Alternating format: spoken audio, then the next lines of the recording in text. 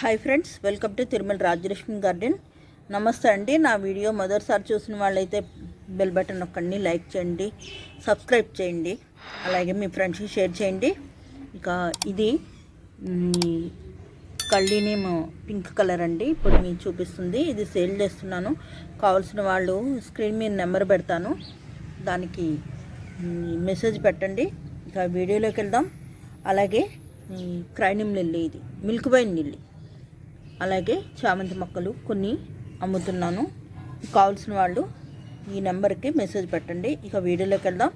ఈరోజు వీడియో వంకాయ మొక్కలు కాయలు పిందెలు పడుతున్నాయి, కానీ పూత రాలిపోతుంది, పిందె రాలిపోతుంది అని అడుగుతున్నారు కామెంట్స్లో. ఇక నా వంకాయ చెట్టు చూపిస్తున్నా. ఇది నేల మీద వేసిందన్నమాట. పిందెలు బాగానే పడుతున్నాయి, కాయలు బాగానే వస్తున్నాయి నాకు. ఇది చూస్తున్నారు కదా, పూత కూడా నిలుస్తుంది. మనం 10 రోజులకు ఒకసారి కాస్త పుల్లటి మజ్జిగ బాగా పలచగా చేసి మనం ఇవ్వాలండి. మొక్కకు మొదట్లో పోయాలి, అలాగే మొక్క మీద కూడా జల్లాలి. అంటే ఎక్కువ శాతం వానాకాలం, శీతాకాలం పురుగు పడుతుంది, అలాగే ఆకు మీద ముడుచుకుపోతుంది. ఆకు ముడుచుకుపోయి తెల్లగా బూజులా పడుతూ ఉంటుంది. అలాంటి వాటికి ఇలా పుల్లటి మజ్జిగ, దాంట్లో కొంచెం పసుపు కలిపి వేస్తే జల్లితే మనకి పురుగు పట్టదు. అలాగే బూడిది కూడా అండి, బూడిది కూడా మనం జల్లితే పురుగు అన్నది పట్టదు. ఇక అసలు పాయింట్కి వద్దాం. ఏంటంటే పిందెలు రాలిపోతున్నాయి, పూత రాలిపోతుంది అని అనుకుంటే, ఇప్పుడు నేను చెప్పినవి పురుగు పట్టకుండా ఉంటుంది. పురుగు పట్టినప్పుడు కూడా రాలిపోతాయండి. అలాగే మనం మెగ్నీషియం అవి తక్కువ అయితే మొక్కకి రాలిపోతాయి, పూత పిండి రాలిపోతాయి.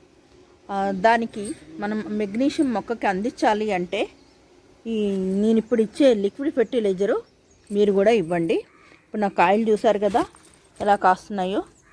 అయితే వంకాయలే కాదండి, కూరగాయలు అన్ని రకాల మొక్కలకి ఇవ్వచ్చండి. పూత పిందె రాలుతున్న వాటికి ఈ లిక్విడ్ ఫెర్టిలైజర్ ఇవ్వచ్చు.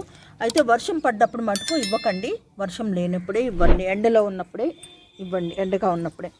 ఇక ఇది ఏంటి అంటారా, మనం ఉల్లిపాయ తొక్కలు ఉంటాయి కదా ఇంట్లో, ఆ ఉల్లిపాయ తొక్కలు ఒక గ్లాసుడు డబ్బాడు వాటర్లో వేసి అవి 2 రోజులు నీడ పట్టిన మూత పెట్టి ఉంచండి. కలుపుతూ ఉండాలి, పొద్దున్న సాయంత్రం కలిపిన తర్వాత 2 రోజులు అయిన తర్వాత ఒక గ్లాసుడికి 2 గ్లాసులు వాటర్ కలిపి, మామూలు నీరు కలిపి ఇలాగా మొక్క మొదట్లో పోయాలండి.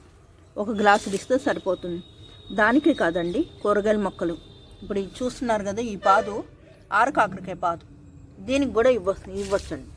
అలా కూరగాయల మొక్కలు దేనికైనా సరే, బెండ అవని, వంకాయ అవని, ఏదైనా సరే, టమాటా అవని, మనకి పూత పిండి రాలకుండా ఉండాలి, మొక్క బాగా కాయలు కాయాలి అంటే మనం ఈ టిప్ పాటిస్తే మొక్కకి తీస్తే తప్పకుండా కాస్తాయి.